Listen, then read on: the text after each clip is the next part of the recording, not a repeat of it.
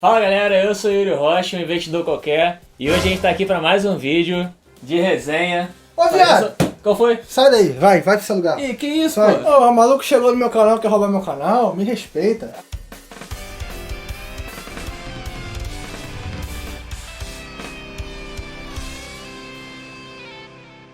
Fala galera, eu sou Daniel Malafaia, um investidor qualquer original. E eu sou Yuri Rocha, um investidor qualquer também, né? Não, mas não é do Não é o original, não é esse investidor qualquer. Esse canal é meu, viado. Para. Acabou de chegar, chegou ontem, terceiro vídeo, mas eu quero roubar meu canal. E hoje nós vamos tratar sobre, mais uma vez, um livro. Se o Yuri tá aqui, é um livro, né? Porque ele só aparece nesse quadro. Hoje vai ser um vídeo muito especial, que na verdade o Yuri vai estar embarcando aí, vai estar desaparecendo por 2 meses, então eu não sei quando esse vídeo vai no ar, mas esperem aí pelo menos 1 mês e meio, 2 meses pra vocês receberem um outro vídeo desse. Então hoje nós vamos falar sobre qual livro? Qual livro? Falar sobre Pai Rico, Pai Pobre, né? Esse livro que tá coincidentemente aqui atrás. Que só tem um, porque só ele lê. Como é que é o nome do autor, Malafaia? É Kiyosaki? Kiyosaki. Kiyosaki. Ele vai errar todas as vezes. Várias vezes. Todas as vezes ele vai errar. Ele nem merecia ter o nome errado, né? Com certeza. Meio esquisito. Esse livro é um livro de iniciante, é um livro bem começo mesmo, mas a gente achou interessante trazer aqui uma resenha pra vocês, lembrando que também terá o resumo do livro, tá? Em breve eu vou gravar um resumo do livro pra você que tem interesse em conhecer mais sobre o livro. Nós vamos estar trazendo o livro aqui de uma forma que nós não vamos contar as histórias que tem no livro, porque tem história para um caramba, mas nós vamos estar trazendo aqui o que aquela história passa e como que ela vai te ajudar a ter finanças melhores, uma situação financeira muito mais confortável. Alguns capítulos, inclusive, nós vamos só pincelar, para não ficar tão longo e vocês também aproveitarem quando lerem o livro. Isso. Essa resenha não descarta a leitura do livro, ela só vai ajudar a vocês a entenderem o que o livro passa. Você pode assistir ela ou antes ou depois da sua leitura do livro. Sim. Isso a gente vai fazer, inclusive, porque o Robert, ele conta muita história. Tem muita coisa contextualizada, ele traz muito conhecimento de mundo, muitas ideias gerais, assim. E é interessante, sim, acompanhar as ideias, as histórias e tudo mais, a trajetória dele. Só que se a gente for fazer isso aqui, vai ficar muito extenso. E é legal, é legal você ver a história.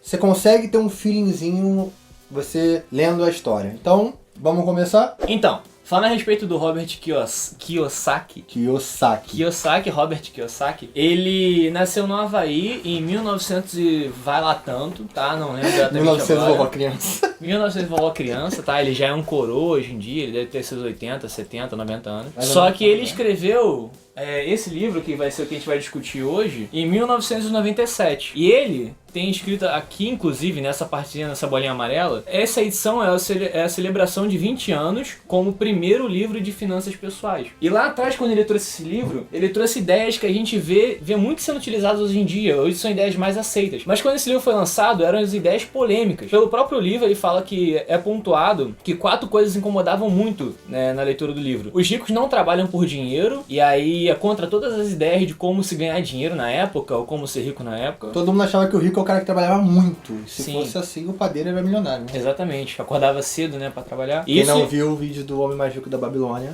Isso em 1997, tá? Foi a primeira edição do livro. Eles lá nessa época ainda tinham muito esse consentimento. Ele é havaiano e o contexto tá todo ali na ilha do Havaí, nos Estados Unidos. O segundo tema polêmico que ele traz é que poupadores são, na verdade, perdedores. E essa aqui é uma ideia muito radical mesmo. Porque ele diz poupador sendo o cara que só guarda e não faz mais nada com isso, né? Exatamente. Isso ele destrincha no livro, ele explica tudo direitinho, tá? Eu tô só pontuando aqui. O terceiro ponto de crítica era que a sua casa não é um ativo, né? Isso é um dogma lá nos Estados Unidos, na Até época. Fazendo um comparativo com o Homem Mais Rico da Babilônia, né? Que é um livro que a gente leu também, que você não viu a resenha, vai lá ver. Inclusive eu esqueci de gravar o resumo, eu tenho que gravar. Reparei isso, eu só esqueci de contar. Tá aqui pra poder tá gravar. na lista, tá na lista. Não, tá tudo separado.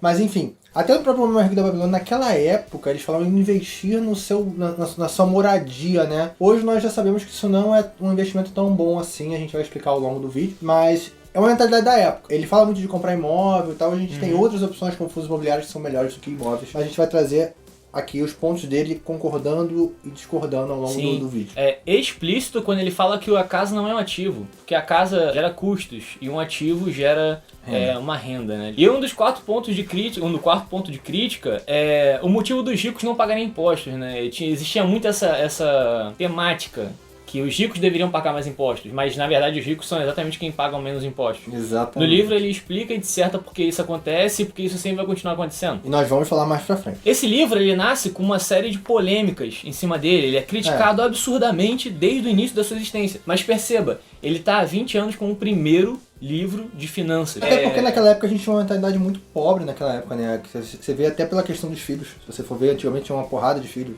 As pessoas tinham muitos filhos. As pessoas achavam que comprar casas e botar pra vender ou alugar era bom pra caramba. Até que naquela época fazia algum sentido. Mas se você for trazendo pra atualidade, as finanças, as coisas de finanças vão se atualizando. Então, pra aquela época, ele trouxe uma pegada que as pessoas não estavam acostumadas a escutar. Então, qualquer mudança incomoda. Entendeu? Aquele negócio que qualquer desconforto te incomoda. Então, ele trouxe uma situação muito desconfortável que as pessoas não conseguiam entender. E aí vem esse contraponto. Baseado nisso, né, com esse primeiro contato com o livro, a gente traz a história, né? A história é contada pelo Robert Kiyosaki. Kiyosaki. A história dele é contada por ele próprio. E na história, como o título diz, Pai Rico, Pai Pobre, ele tinha um pai rico e ele tinha um pai pobre. Onde o pai pobre era o pai dele mesmo e o pai rico era o pai de um amigo que ensinou muitas coisas sobre finanças pra ele. Sim. E logo no começo ele traz essa pegada das mentalidades dos dois pais, por isso o nome do livro. O pai pobre dele na realidade não era pobre, ele tinha até uma renda boa, ele tinha um ganho bom, ele era bom na profissão dele e tudo mais, ele ganhava um dinheiro legal, só que ele não sabia administrar, ele não sabia gerir esse dinheiro,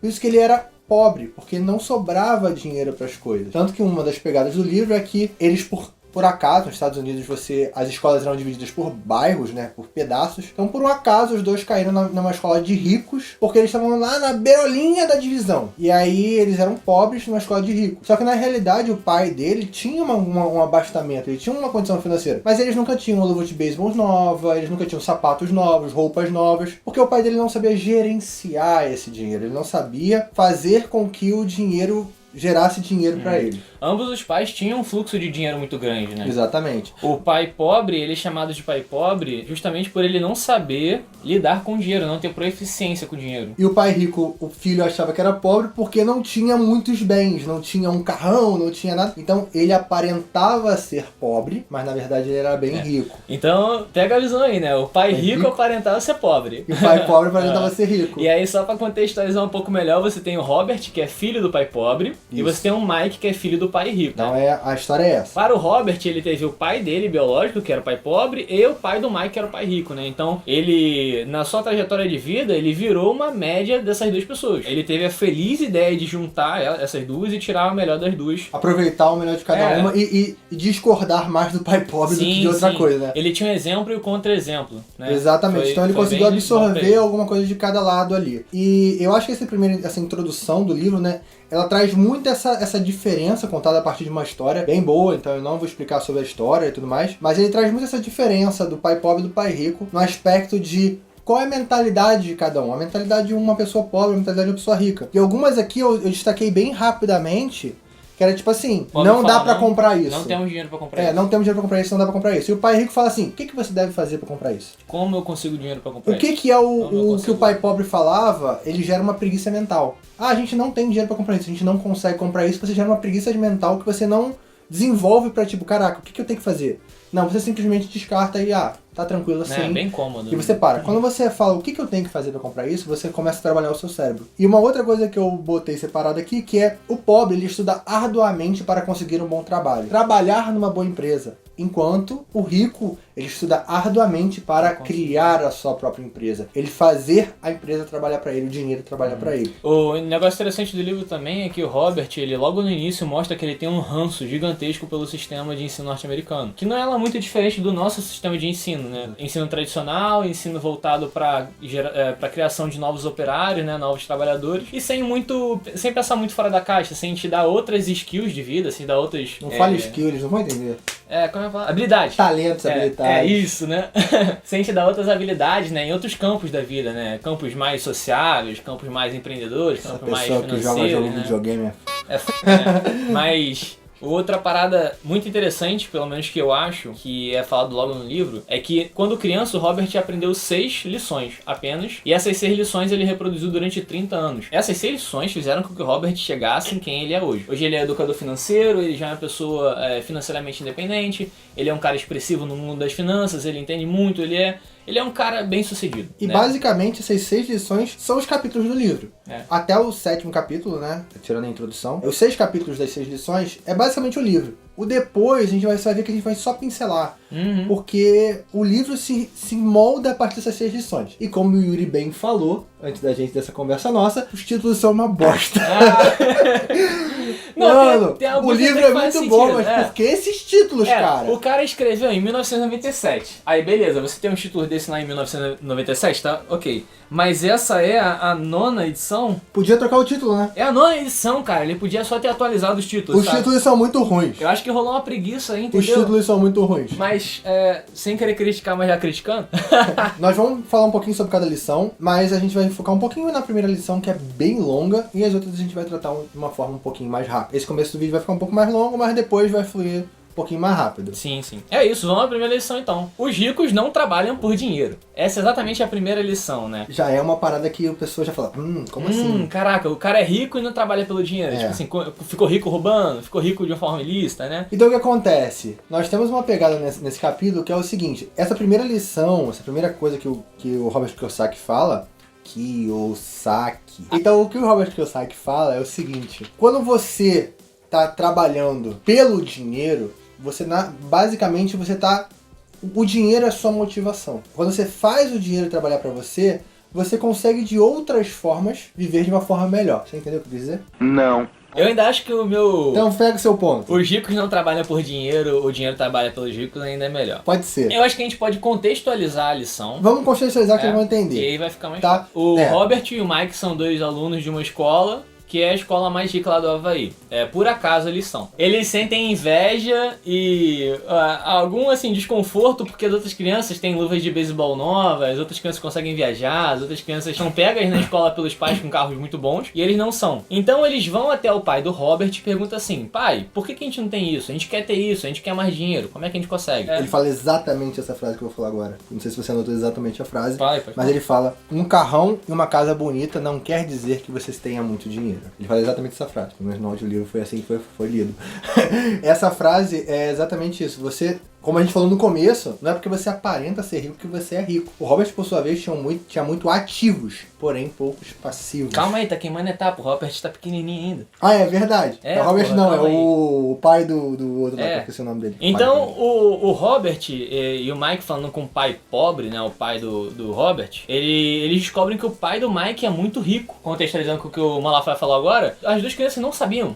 O próprio filho do pai rico não sabia que o pai era rico. Né? Porque exatamente não aparentava. Mas o banco sabia. E por isso o pai pobre sabia. Então o pai pobre falou assim, vocês podem falar com o pai do Mike, porque o cara é rico, o cara sabe do que faz. E eles foram lá atrás do pai do Mike. E aí você deixa uma lição onde não necessariamente quem aparenta ser rico é rico. Quem aparenta ser pobre é pobre. Você aí que acompanha esses caras no YouTube aí que tem carrão, mansãozona, não sei o que, aquela pode ser tudo alugada, tá, gente? Pra aquele dia, pra aquela gravação. Então, só deixa uma dica aí. Chegando no pai rico, as 2 crianças pedem pra que ele os ensine. Isso. Nossa, falei difícil. E foi as primeiras pessoas que perguntaram isso pra ele. Assim Exatamente. como aquele negócio, emprestador de dinheiro, do homem mais rico da Babilônia. Olha o link aqui, quem não viu o vídeo vai lá ver.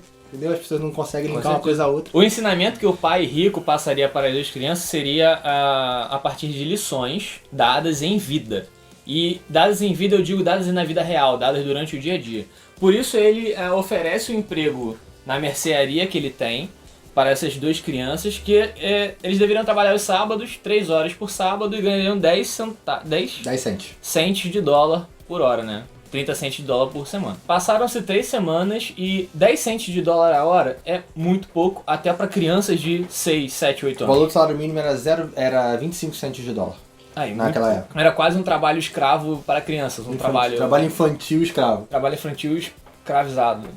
As crianças eram escravas. Mas nesse meio tempo nada foi ensinado às crianças, né? E elas ficaram indignadas e foram ao pai rico falar assim, pô, você tá pagando pouco pra gente, você não tá ensinando nada pra gente, você não olha nem a nossa cara. Tô puto. Aí o pai rico vira e fala, aprenderam? Aí você fala, Aprendi o quê? Aprendi a ficar puto contigo? Cara, exatamente. O livro é fantástico. Porque você vai fazendo a leitura e o pai rico, ele vai te ensinando, né? Porque você vai aprendendo com o livro e você não vai percebendo o que você vai ensinando. Mas logo em seguida disso, ele fala assim, olha só, a culpa é minha de estar pagando tão pouco, a culpa é minha de não estar cumprindo com o contrato que a gente estipulou, ou a culpa é de vocês que aceitaram ganhar pouco, que aceitaram estar na condição de não estar aprendendo nada e mesmo assim estar trabalhando. Obviamente as crianças não entenderam. Eu não entendi quando eu li. E exatamente o que ele fala, a frase certinha é... Quando você acha que... Eu vou falar fulano, né? Mas porque eu não lembro do nome das pessoas. Quando você acha que fulano é o problema, você terá que modificar o fulano.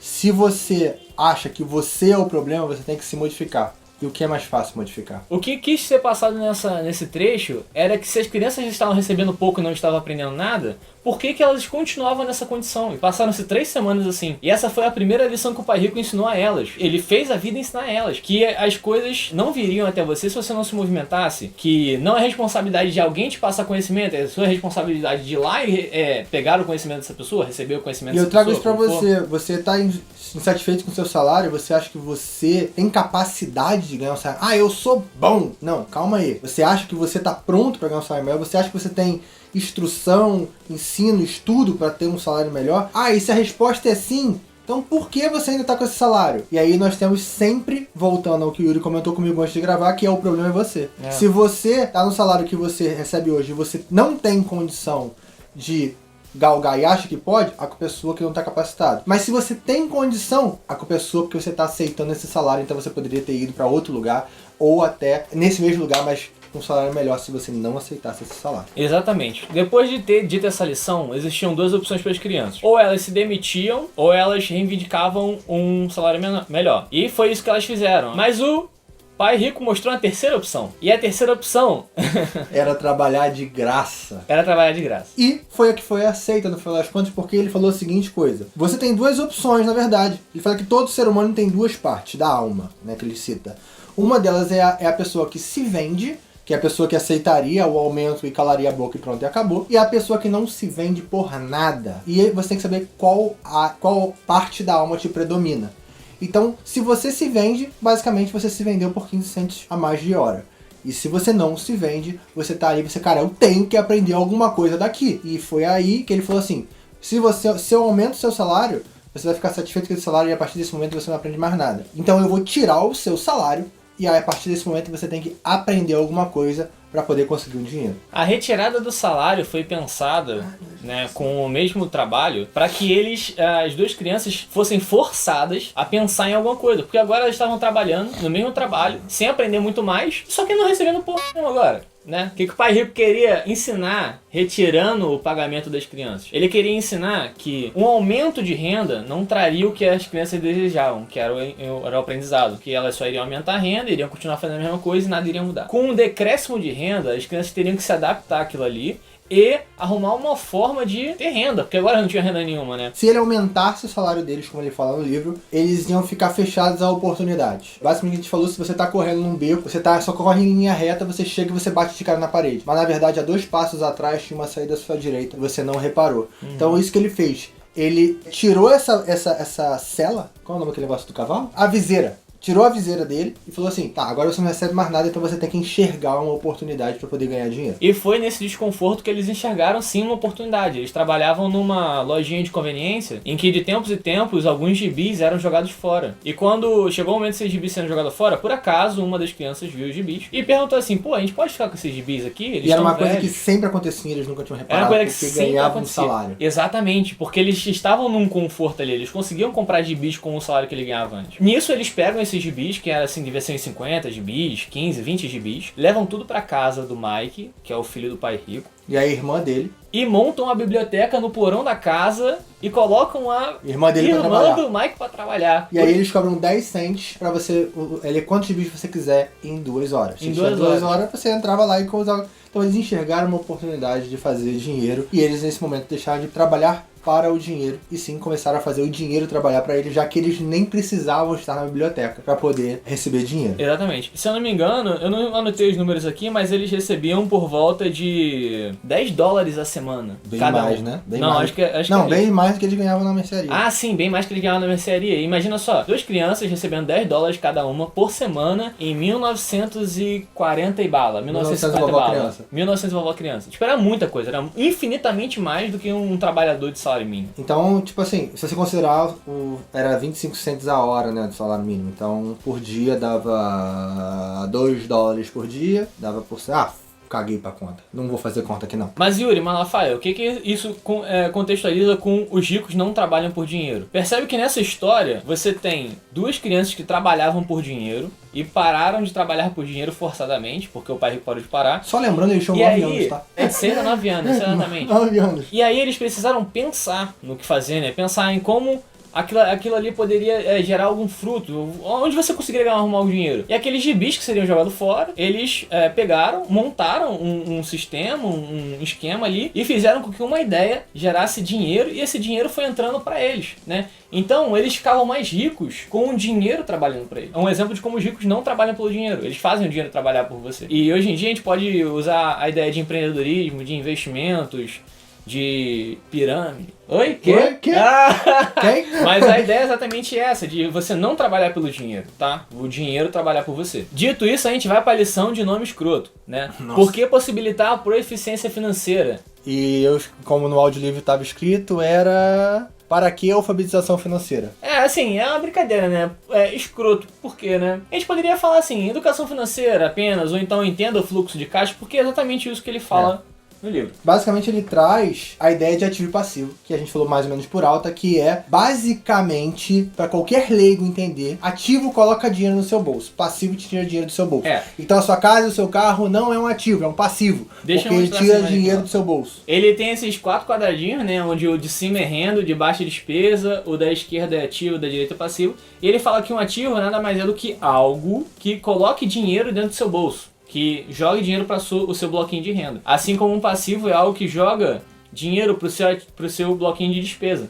Então percebe, um coloca dinheiro para você e outro tira dinheiro de você. O ativo coloca dinheiro e o passivo tira o seu dinheiro. É basicamente isso que ele traz. E aí como funciona? Se você tem mais passivos do que ativos, você vai ter gastando mais dinheiro do que recebendo dos seus ativos. Então como que funciona o esquema perfeito? Eu não vou trazer do pobre do classe média aqui, vou trazer só o esquema perfeito. Como que ele funciona? Você recebe uma renda, essa renda entra como um ativo e esse ativo vai gerar outra renda. E aí com a renda do seu ativo, você vai comprar um passivo. E aí esse passivo te gera uma despesa que é inferior à renda que você ganha do seu ativo. Resumo da ópera. Você só compra um imóvel, um carro, o que mais gasta dinheiro? Um iPhone, qualquer coisa que te tire dinheiro ao longo do tempo, você só compra essas coisas, assinatura, Netflix, essas paradas, você só faz isso se você tiver um ativo, um investimento, não tem imóvel para alugar, né? De certa forma também. Qualquer coisa que te renda dinheiro, se isso que te renda dinheiro, que não seja o seu emprego, que esse ativo te gere uma grana, que você consiga dessa grana comprar passivos,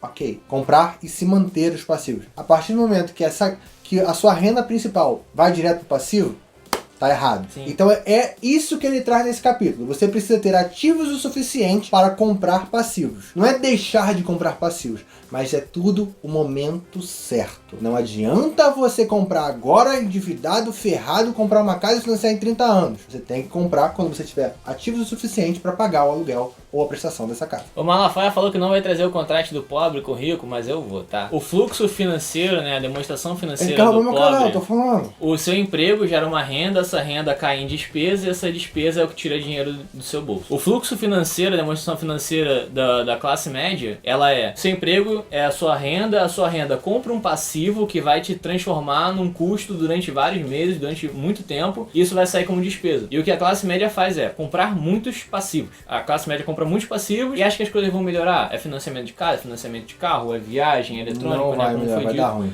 Não vai melhorar e vai entrar na corrida dos ratos. Falamos de corrida de rato já? Não falamos. Bom, né? Como funciona a corrida de rato? Basicamente, você trabalha igual um condenado para ter algum dinheiro e com esse dinheiro você paga contas ou gasta com passivos, e aí com isso você fica sem dinheiro, e depois que você fica sem dinheiro você precisa trabalhar mais para poder continuar esse ciclo. Só que o que acontece? Em algum momento da sua vida, você ou não vai conseguir trabalhar, ou a sua despesa vai superar o dinheiro do seu trabalho, ou você vai gastar mais do que deve, né, na questão da despesa, e aí você entra numa bola de neve de dívida, e você não, seu dia é limitado, então você não consegue trabalhar mais, ou você ficou velho e não consegue ter disposição para trabalhar mais, isso faz com que você quebre, e depois que você quebra, é muito difícil você levantar. E a demonstração financeira dos ricos, como o Malafaia falou logo no início, a sua renda do trabalho entrando e comprando ativos, esses ativos aumentam sua renda, com um aumento significativo dos seus ativos, você se dá ao luxo de começar a ter passivos maiores. Perceba que eu falo passivos e despesas. Todos nós temos despesas que a gente tem que cumprir. Pague a conta de luz.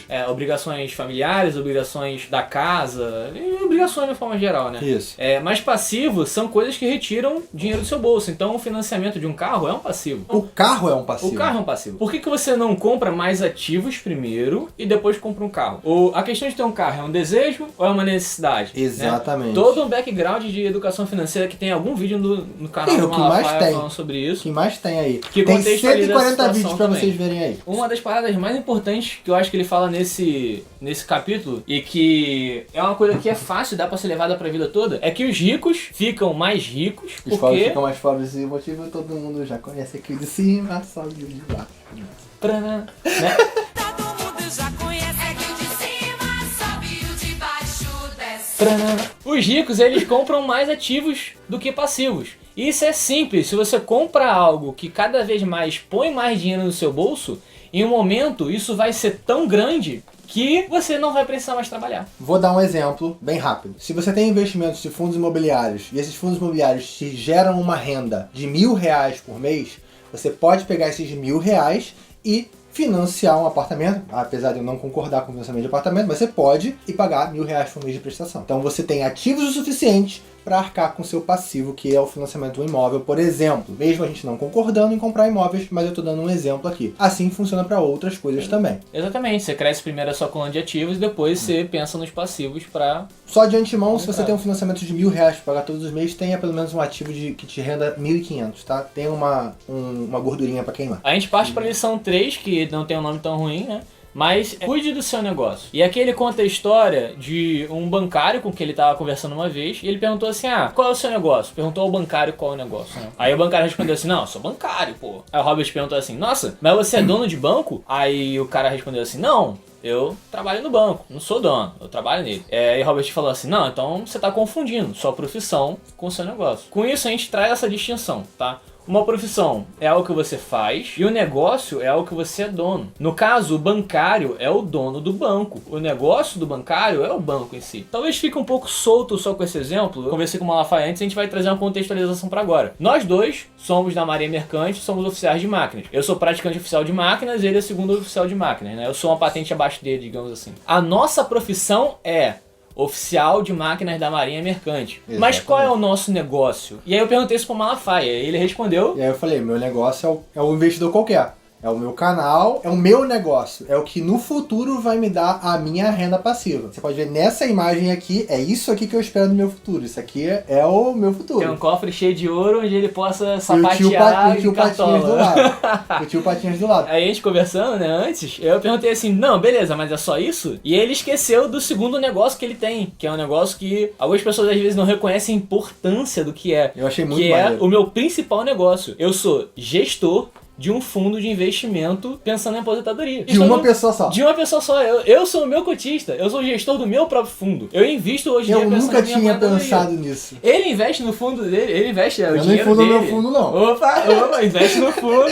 Ele investe o dinheiro dele pensando na própria aposentadoria dele também, né? Então nós dois somos gestores de fundos. Agora eu vou fazer uma pergunta. Que só tem uma pessoa. Tem uma youtuber aí que mostra o sovaco. E agora que você falou do meu fundo, eu tenho que mostrar o meu fundo. Opa, não, vamos, próximo.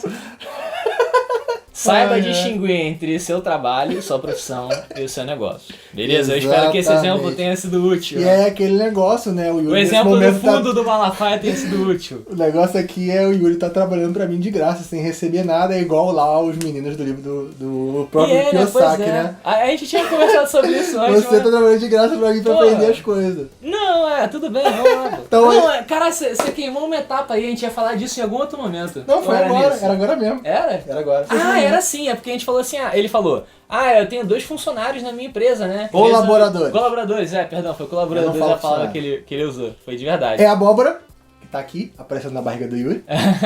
E o cara lá E da o história, Cláudio, né? que é o nosso designer, que Vai vai estar aqui aparecendo no Instagram dele Vai em ser algum lugar. retirado aí. E eu falei assim, cara, tem mais uma pessoa. E aí eu no seu buguei, eu negócio. falei assim, é você? Não. Eu buguei. É porque eu tô aqui assim, eu tô aqui esporadicamente, né? Eu tô fazendo isso aqui um E trabalho aí em qual conjunto. seria? Você falou pra mim A qual... terceira pessoa é o próprio Malafaia. Porque perceba, apesar dele ser dono do negócio dele, ele também Ele é um trabalha. funcionário do próprio negócio dele. Né? Isso pode acontecer também, se ser funcionário e ser. É como, o dono. entre aspas, eu fosse o dono do negócio, eu fosse o gerente e eu tivesse 2 colaboradores. É, na verdade tem Basi- vários funcionários, tu faz várias coisas, né? Faço várias coisas.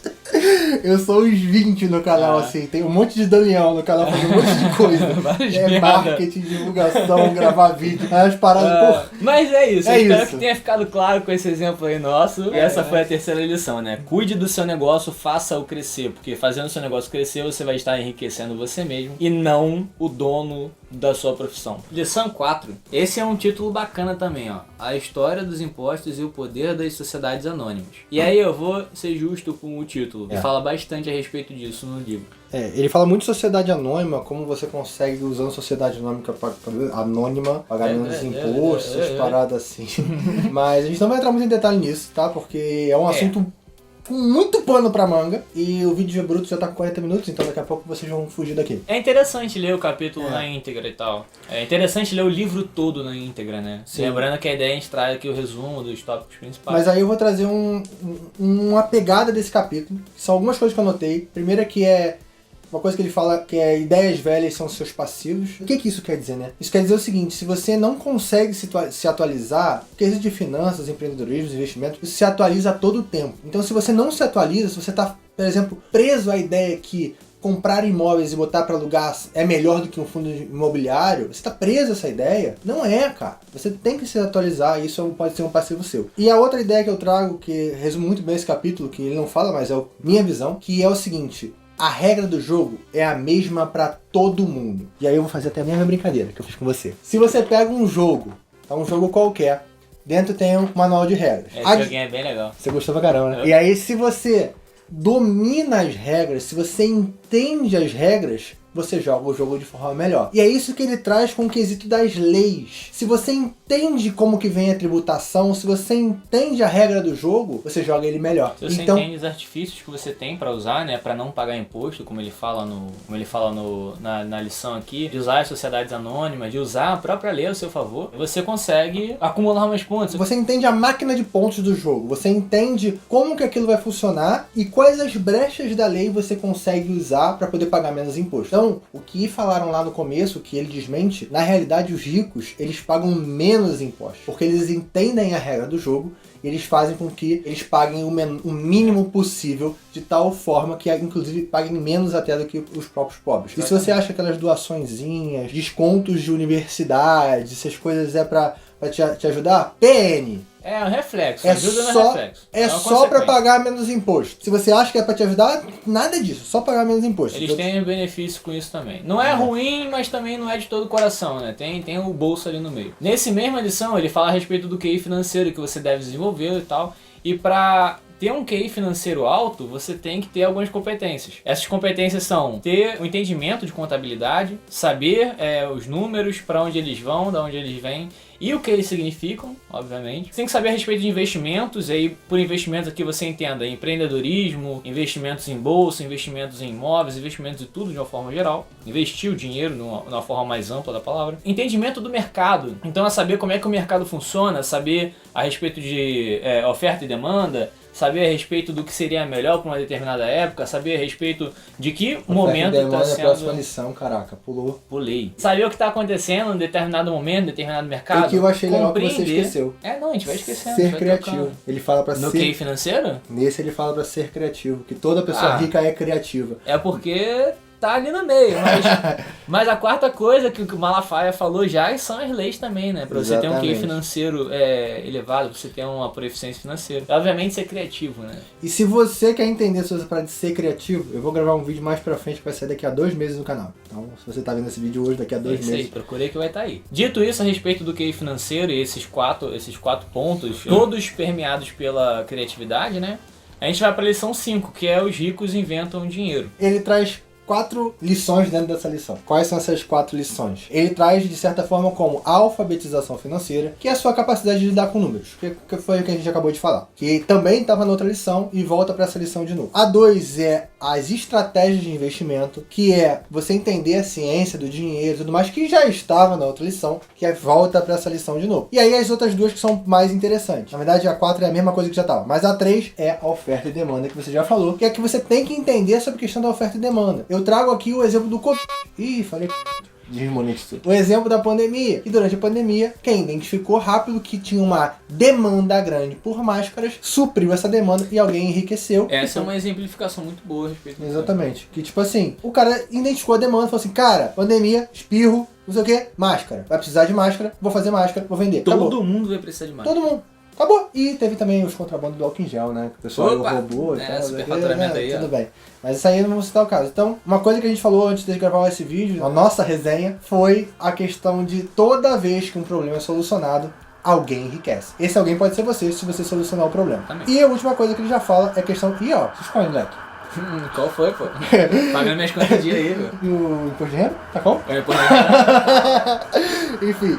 Ô, porra! Pagar imposto de renda é importante. E a última que ele fala da questão das leis, né? Ele fala que você tem que conhecer as leis para poder pagar menos impostos, entender a tributação. E isso nós fechamos essa lição, basicamente com as coisas que já foram citadas na outra de uma outra forma, que vale a pena você ler o livro para entender. Exatamente. Vamos à lição 6 agora, e a última lição, né? Trabalhe para aprender, não pelo dinheiro, né? Então você deve trabalhar para você aprender. Ele conta no livro a seguinte história. Ele deu uma entrevista uma vez a uma jornalista que era escritora também. Ele é um grande escritor de best-sellers. Só que ele não escreve grandes livros. Ela escrevia grandes livros, mas não escreveu nenhum best-seller. A repórter pergunta para ele, cara, como é que você vende tanto? Ele fala, olha, eu fiz cursos de venda, fiz cursos de... Eu participei de marketing eu participei de marketing multinível. Ele trabalhou em várias áreas em que ele precisava se desenvolver as habilidades de venda dele. E por isso ele se tornou um grande vendedor de best-sellers. No final da entrevista, a repórter perguntou, me dá um conselho, como é que eu faço pra me tornar uma grande vendedora de best-sellers? E aí ele falou assim, olha, te aconselho a fazer um curso de vendas. E ela ficou puta. Ficou boladona. Ela ficou pistola, porque ela associa o ato de vender, o trabalho de vender, com algo raso, algo baixo. Seria fora do que ela estudou pra fazer. É, ela fala assim, eu não Tipo preciso disso. Eu tenho mestrado, doutorado, eu tenho um gato, eu não preciso vender. Eu tenho um carro. E aí o final da história foi que ele se arrependeu de ter dado esse conselho, porque ela ficou puta, escreveu uma reportagem parcial sim, mas ela ficou puta com ele. Tipo assim, ele emputeceu a pessoa gratuitamente, né? Sabe a quantidade de pique que ela vai botar agora pra sua casa, né? Caraca, é mesmo, né? Então, Enfim. o que acontece? A pessoa não consegue enxergar fora daquela faculdade, mestrado, doutorado, sei o que, ela não consegue enxergar fora dessa caixinha. Exatamente. E essa interdisciplinaridade de você saber outras coisas além do que você sabe, como eu falo nesse vídeo aqui de cima, que tá aparecendo aqui, você precisa ter outros conhecimentos. Ele fala, você tem que ser bom no que você faz. Depois que você é bom no que você faz, você começa a fazer coisas que possam vir a agregar esse conhecimento primário que você tem. Seja bom no que você faz, e aí você começa a buscar, eu vou dar o exemplo, meu exemplo, tá? Que é, hoje eu tenho, como o Yuri falou, 3 funcionários, 3 colaboradores, eu, meu editor e meu designer. Eu fui fazer um curso de liderança, network e bom relacionamento com empresas. Cara, eu vou esperar ter 10, 15, 20 colaboradores para fazer isso? Não, eu já fiz agora. Porque isso vai ser importante no um investidor qualquer. E vai ser importante eu embarcando, quando eu estou embarcado, eu tenho que ter uma boa relação com as pessoas em volta. Eu tenho que entender de network. Então, isso é uma interdisciplinaridade de um outro quesito que não é ensinado na escola, que eu estou fazendo um curso para poder agregar no que eu já sou bom. E é assim que funciona. Nossa, desumilde, né? Meu Deus do céu. Eu quero pontuar uma coisa na fala dele, que é o seguinte. Pontuar um ponto? Pontuar um ponto na fala dele, pontuando esse ponto. A especialização do Malafaia e a minha também são muito verticais, né? Você ser oficial de marinha mercante é muito vertical, é uma profissão muito específica. Mas percebe que depois que você solidificou aquilo ali, você vai abrindo a sua base, né? Você vai tendo um aprendizado mais horizontal, para que você tenha um background maior, para você conseguir encontrar soluções, para você conseguir pensar de uma forma mais rápida, para você ter mais possibilidade de resolver um problema. E é também, inclusive, um dos temas do teu vídeo, a intertextualidade. Interdisciplinaridade, exatamente. O Robert Kiyosaki, ele fez muitas coisas, não pelo dinheiro. Uma passagem que é interessantíssima dessa lição é a quantidade de empregos que ele fala que ele teve. E, obviamente, no livro tá mais detalhado, ele conta um pouquinho mais, ele fala porque ele foi tal coisa, mas eu vou só passar a lista de empregos que ele já teve aqui, tá? Já trabalhou com contabilidade, ele já foi funcionário de uma loja de conveniência, ele já foi garçom, operário de obra civil, piloto da Marinha Mercante, nós somos oficiais de máquina, ele foi piloto, né, outra profissão. Já estamos no caminho. Não, ele é piloto, pô, a gente Pô, desmerecendo nossa profissão, mano. Não, o cara é piloto, deixa ele piloto pra lá. Não, mentira, tá tranquilo. Tamo junto aí, mesmo Tamo junto. Ele foi empreendedor, agente imobiliário, piloto de avião na Marinha dos Estados Unidos, professor, coach, trabalhou com marketing. Faltou dedo aí, né? Faltou dedo. E ele trabalhou com várias outras coisas que não estão pontuadas no livro. Então, assim, ele fez isso pelo dinheiro? Algumas coisas sim, algumas coisas não. Mas necessariamente ele fez tudo para que ele tivesse uma base firme e sólida de conhecimentos que ele pudesse expandir sua mente, expandir sua visão, conseguir ter um overview, ter insights diferentes, ser uma pessoa diferente, né? Qual é a especialização dele? Qual é o ensino vertical que ele tem? O ensino vertical, obviamente, é do dinheiro. Então ele escolheu simplesmente a cereja do bolo para se especializar. Ele pegou ali tudo que ele foi aprendendo, juntou numa coisa só. E não necessariamente, ser garçom ajudou ele a ser melhor escritor de livro. Talvez não, mas tem ajudado em outro quesito. Em relações pessoais, né? Exatamente, relações interpessoais, famoso HIT. Ele fala que foi pra Marinha dos Estados Unidos pra ser aviador porque ele queria aprender a comandar tropas e passar por situações de estresse extremo. Liderança. Ele falou que foi pra Marinha Mercante ser piloto porque ele queria aprender a respeito de relações internacionais, de comércio internacional. Ele falou que foi agente imobiliário, foi uma das poucas funções que ele fez para ganhar dinheiro. Exatamente. Ele explica em algumas histórias do livro que a gente não vai entrar em detalhes. É mais aqui. o ponto de ganhar dinheiro, porque ele movimentou muito dinheiro comprando, vendendo e alugando casas, né? Professor para desenvolver as habilidades dele, né? O cara escreveu um livro que há 20 anos é o primeiro. Então, tipo assim, não foi pouca coisa, ele não escreveu isso da noite pro dia. Ele teve todo o background e aí eu trago o que você me falou, que eu não era nem pra gente falar aqui, mas eu vou falar. Se você lê esse livro e não mudou nada na sua cabeça e não fez nada, tu merece se ferrar. Tu que falou isso. Tu trazendo suas palavras. Vou botar aqui, ó. É verdade, Yuri Rocha. Cara. Então, cara, se você lê um livro desse e você não muda nada na sua cabeça, mano, tu tem mais é que... Mas, cara, o cara dá o caminho das pedras. Fechado a 6ª lição, ele vai para algumas considerações finais. São 3 capítulos de consideração final que a gente vai sintetizar em um só para ficar mais tranquilo. Exatamente. Supere os obstáculos. Ele dá alguns pontos que são obstáculos verdadeiros, são muito válidos, né? E que a gente vai trazer aqui para vocês, que é medo, ceticismo, preguiça, maus hábitos e arrogância. Tu quer comentar a respeito de cada um? Ou a gente indica um vídeo do seu canal? Cara, tem vídeo pra caramba do canal. Eu vou recomendar, na realidade... Tem um monte de vídeo aparecendo aqui, ó. Apareceu. Não! Todos esses vídeos que vocês viram aqui tá nessa playlist que eu botei aqui no card, que é... Eu não sei se a playlist vai aparecer aqui ou vai aparecer aqui, agora eu esqueci. Então, a playlist vai estar aparecendo aí, que é a playlist de Mindset. Ela tem pra mais de 10 vídeos já. Eu deixo ela de recomendação pra vocês. E também tem uma outra playlist que é Pense e Reflita. Então eu vou estar deixando essas duas playlists no card, se eu já não tiver botado card pra caramba no vídeo, que a limitação são 4. Mas tem playlist aqui no canal explicando tudo sobre isso. Então eu vou deixar essa playlist de recomendação pra você. Eu espero que você dê um pulo lá depois desse vídeo. Então esses 5 obstáculos, assim, passando muito raso por eles, né? Só pra não deixar em branco aqui. Sim. O medo, ele te trava na hora de investir um dinheiro. E te joga pra corrida de ratos. Te joga pra corrida de ratos, ou te trava de qualquer forma que você vai enfrentar algum obstáculo maior do que você e você para ali e não enfrenta, né? E o medo te gera ignorância. Porque você tem medo de fazer as coisas, então você não pesquisa, não estuda e te gera ignorância. Exatamente. O ceticismo, ele faz com que você, apesar de uma oportunidade estar na sua frente, você espere uma oportunidade melhor e mais clara e mais Você bota óbvia. várias barreiras na frente. Você bota várias barreiras na frente. A preguiça, né? A preguiça por si só não vai deixar você se movimentar. Os maus hábitos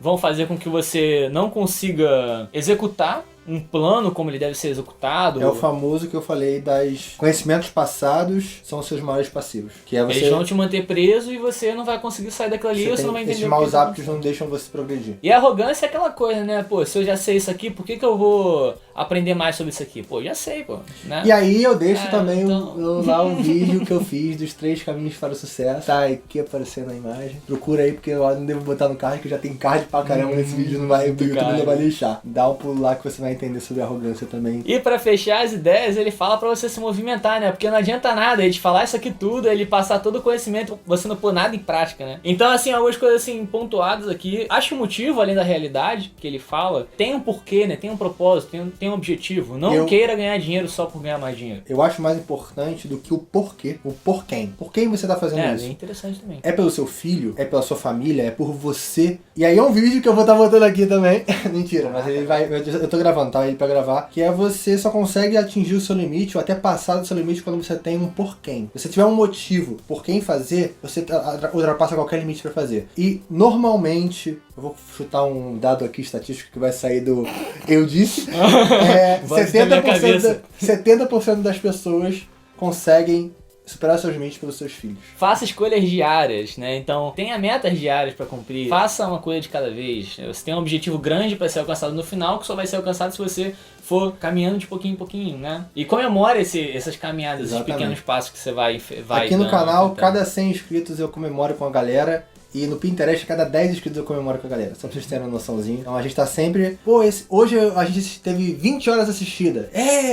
30 horas assistidas. Aí vai comemorando cada vez. Cada vídeo que sai, quando bate 100 visualizações, 200, a gente vai comemorando.